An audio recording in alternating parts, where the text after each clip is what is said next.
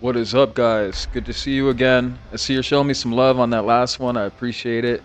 We are going to be running a Destro Warlock PvP guide. This is going to be relevant into midnight and for pre-patch right now.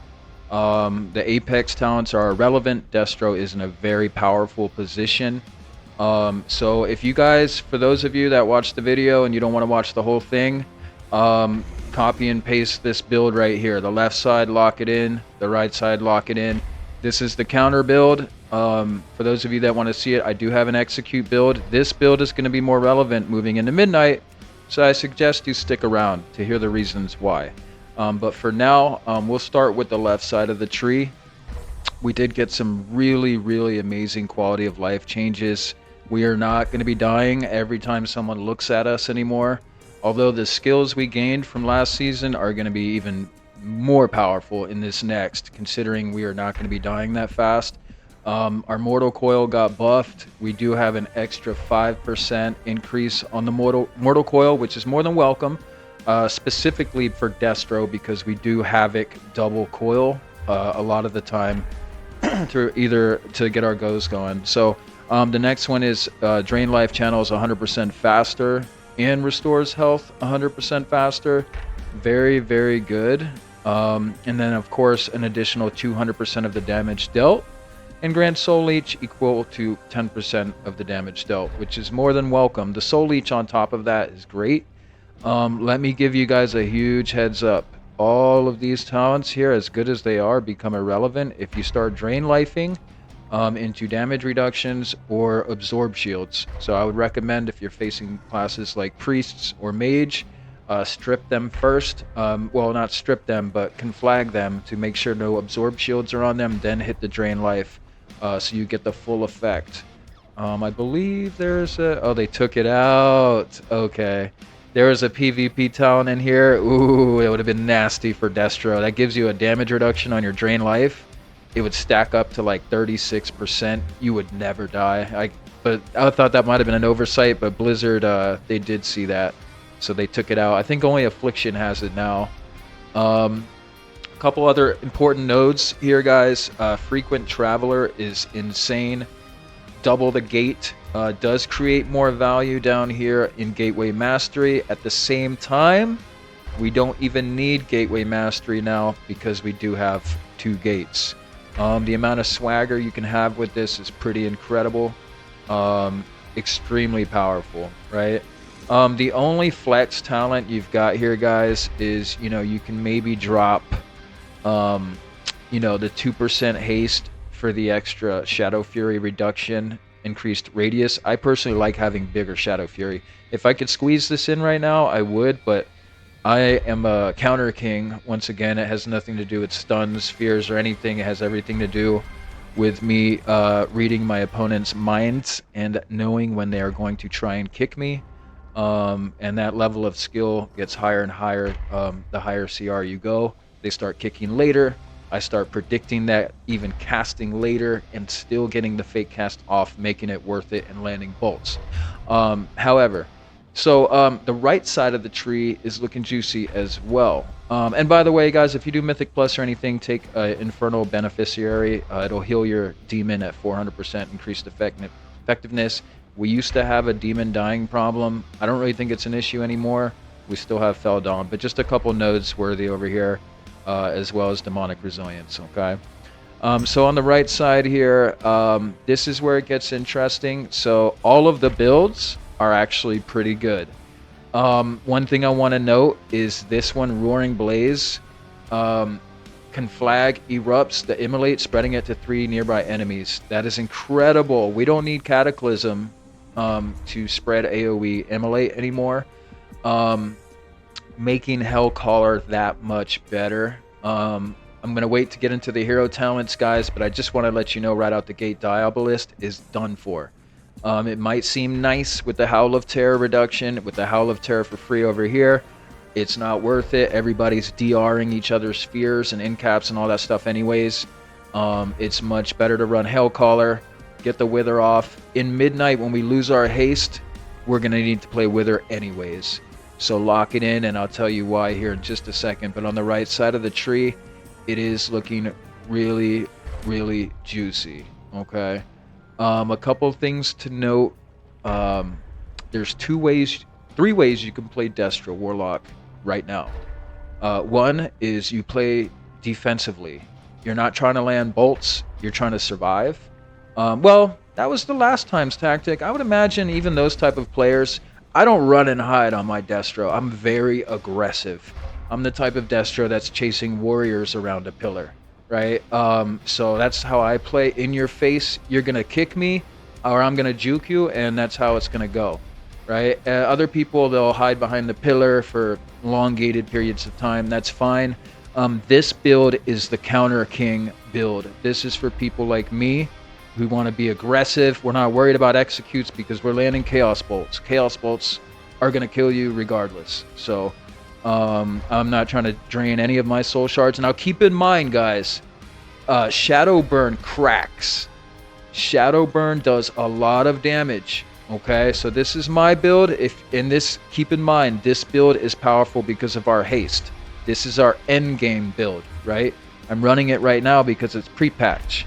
All right, this is the build you might want to run when midnight starts. And the reason why is because, first of all, Soulfire does massive damage. If it crits, it's critting for almost 3 Chaos Bolts, maybe even 3.5 to 4 Chaos Bolts, which is incredible. We start getting really, really tough to choose down here. But what I mean to say is, if you take Shadow Burn, you have to take Conflagration of Chaos, because when they get into execute range, the first conflag secures the second's giant crit. The crit will do more damage than a Chaos Bolt. A critted Shadow Burn does, let's say, 25,000, and the Chaos Bolt will do 20,000. So this is an instant cast Chaos Bolt's worth of damage when it crits.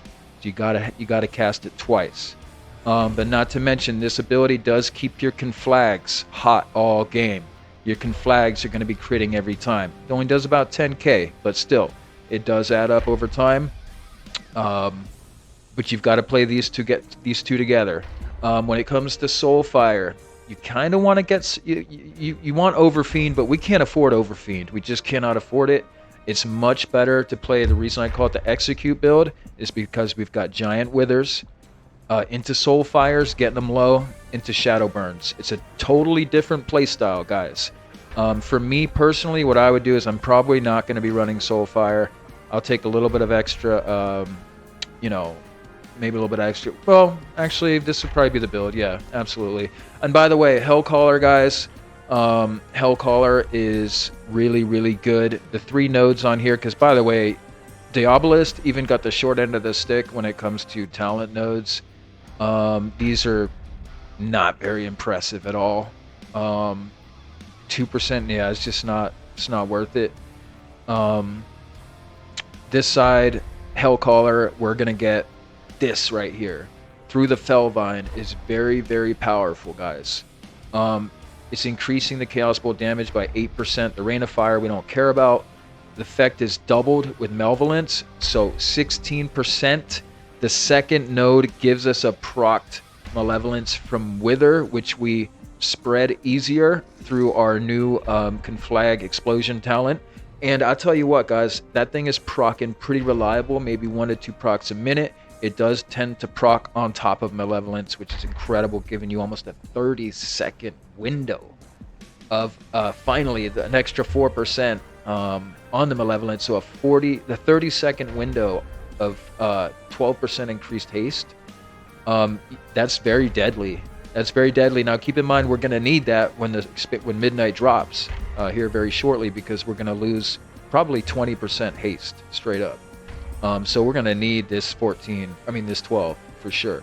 But for right now, that synergy, guys, with these builds and the way the throughput is right now, things like this, giving us another buff to Chaos Bolt, which is always amplified by the crit.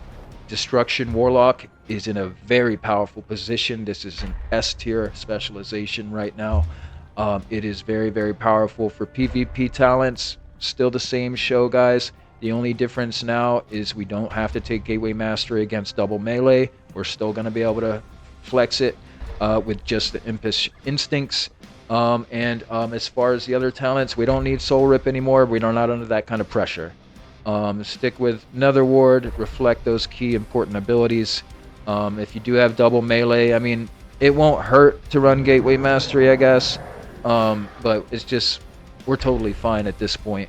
So it's looking really, really juicy, guys. Just remember the reason why with the Counter King, my build for right now, which is very, very powerful, you want to make sure you do pick up Incinerate for the extra Soul Shard fragments. And I'll tell you what, actually... Oh, okay, that's why. I was going to say, because if it wasn't for Diabolic Embers, you could actually pick up Shadowburn and Conflag, and this would be the best build. But we need this one to get Chaos Bolts faster. Whenever I'm doing business, I'm sending 2, 3, 4 bolts out, and I need this to make sure that happens. Because you've got to get that instant cast Incinerate off into a Conflag to get that next Soul Shard or 2 to get another bolt going. So very, very important. But aside from that, you guys, I mean, we're looking pretty solid here. No complaints. We've covered every single base. No rock has been left unturned. Whether you do the Counter King build or the Execute build, whichever one you want to run with is fine. Stay with Hellcaller, though. Stay with Hellcaller. Run these. And the last thing I'll say, guys, you might be saying, oh, well, you're not taking Zevrim's Resilience. During Dark Pact, we're not going to die anymore, guys. And I'll tell you what, even before, this is really not that great. Take the extra 20% Wither damage, giving it a chance to get an extra Blackened Soul. We've got to take Blackened Soul, guys. It's an Execute enabler. It helps us get them down for things like Shadowburn, stuff like that. And then, of course, on this side, this is the maximum value combo. Okay, maximum value. All right, so lock all this good stuff in, guys. Flex around a little bit. If you want to have some fun, flex with Soulfire. It will work. It will work. But if you want to get the job done and you're not afraid of anything and it's a 1 versus all, this is the build. Okay? I will see you guys in the next one. I will be putting out a few more class guides because these are going to be relevant all the way till first season midnight. Unless they do some drastic changes, which I don't think they will at this point, not for Destro at least. Maybe a few tuning knobs. We're looking solid, guys. 10 out of 10. Let's get it popping, and let's win those games. See ya.